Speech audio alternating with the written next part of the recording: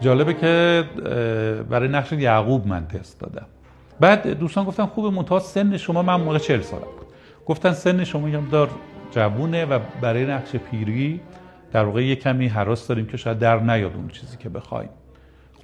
همون موقع به من گفتن تو برادرها یک نقشی داریم ما یهودا که اون داداش بده است، این همه رو تحریک میکنه، داداش بده هست و اگه خواستید اون نقش به شما میخوره. گفتم آقا همونو بدید به من. بعد اولین چیزی که میپرسن خب فلان سلام علیکم، آقا چرا یوسف انداختی توش؟ چرا یوسف انداختی توش؟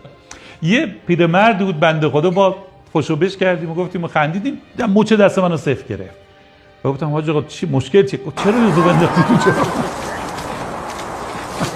بلدی کرد.